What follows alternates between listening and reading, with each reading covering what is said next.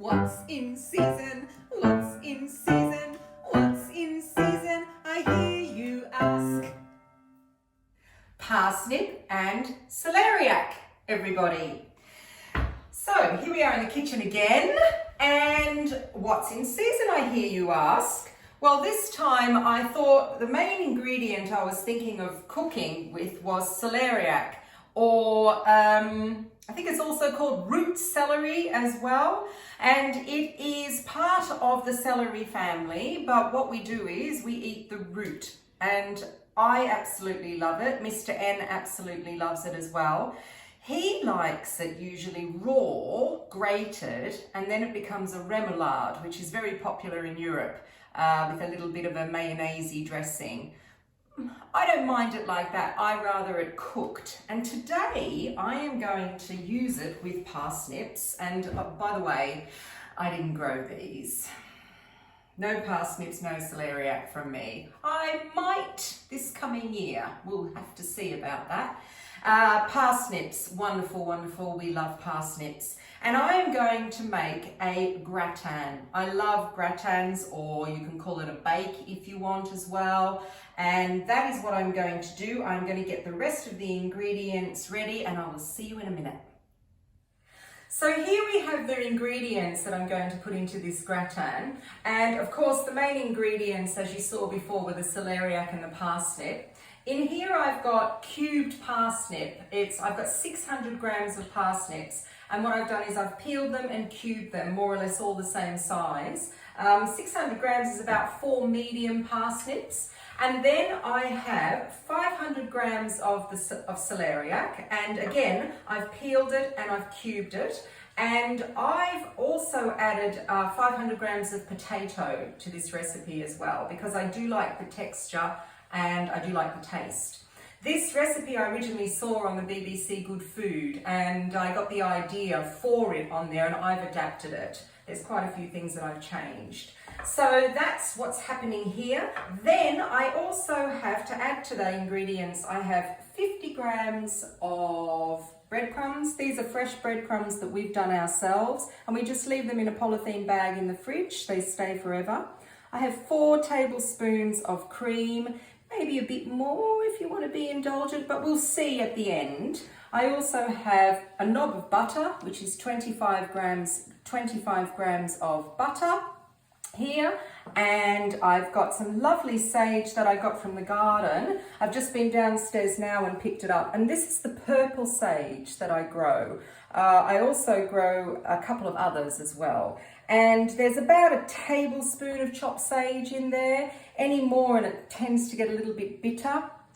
Cayenne pepper, of course. If not cayenne, it will be chili with us. Any good cayenne pepper. And at the end, parmesan. And we always have a container of parmesan in the fridge.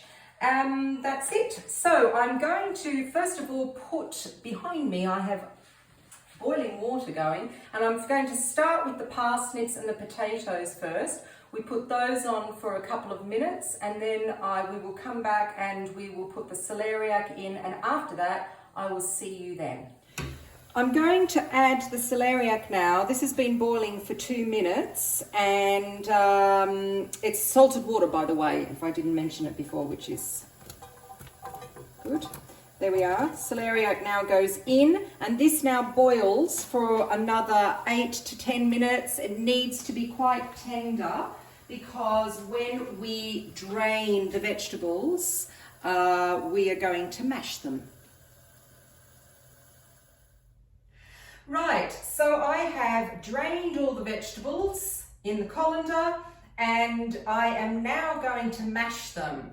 Now, you can use your good old-fashioned masher if you want to, but I like this contraption here. This is called a potato ricer.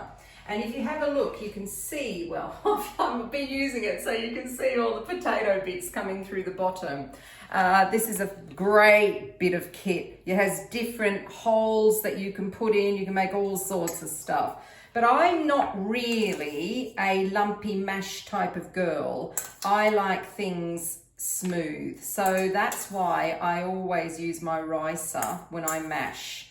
Depends. If things have got skins like potatoes, then I probably won't.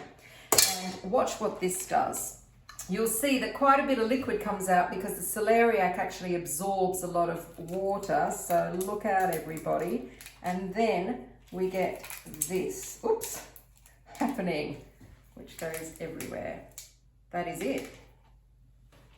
That's how a potato ricer works. Fabulous. Let's put that aside. And then you end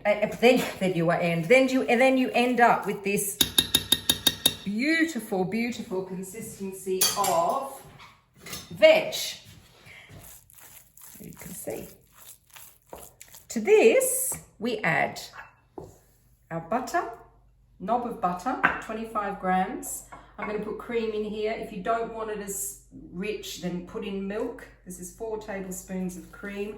I'm going to look at the consistency as I start beating this with my wooden spoon.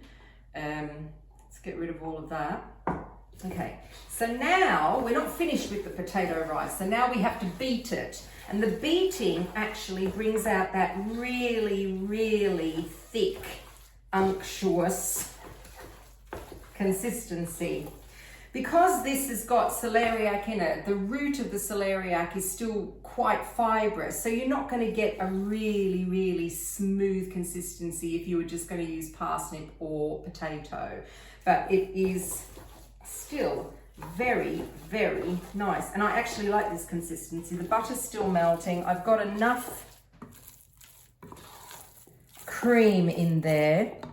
We're going to put in a little bit of salt. I like quite a lot of salt. This is just sea salt.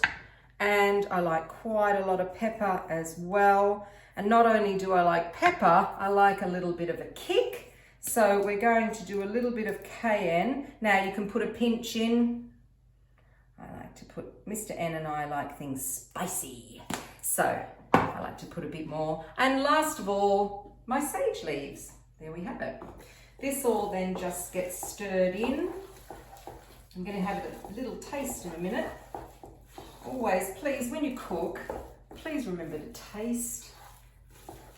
You know, it's really, really important that you taste and you season as you go along.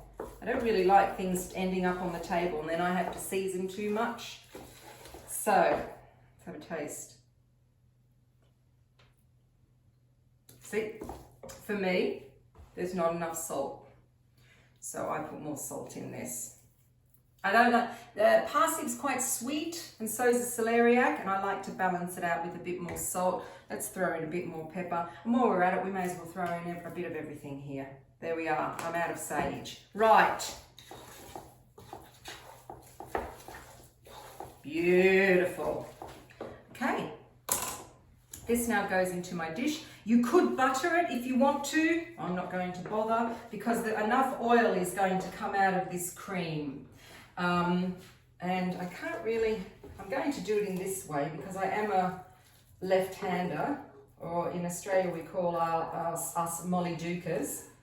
So I can't really, there we are. That's that. Spread it all out. Looking good. And after I spread this out, I'm going to show you what I do with the breadcrumbs. This is my last step before we put it in the oven, and I wanted to show you what I do. I have 50 grams of breadcrumbs here, fresh breadcrumbs. You can also use dried if you want to, that you buy in the containers. And into that I've got my Parmesan cheese. I just got a couple of handfuls because I love Parmesan cheese, but I would say about 5 or 6 tablespoons is quite nice. It'll give you that nice saltiness. If you want extra crunch, then you could put something in like some kind of nut, mixed nuts or flaked almonds, and that can go in as well. Then get yourself a good quality olive oil, but I don't like to use anything too strong. So if it's a really strong extra virgin, it will actually overpower the dish. I like to use just a lighter olive oil. This is just our normal cooking olive oil. It's about a tablespoon, and then you mix it. And you do it with a spoon, you can do it with your fingers. I like to do most things with my fingers because then I can feel what is going on. And I'm looking for a consistency that can stick together in my fingers, but not too gloopy. Then this goes on top. Let's pop it all on top, and I'm just gonna spread it out. I'm preheating the oven behind me. Our oven, remember, is a fan oven. I like to use the fan oven, and so it's 170 fan Celsius. If you put it into a normal oven, it's 190. That is done, done, done. I'm just going to wipe my fingers because it will go everywhere. And then, here we go.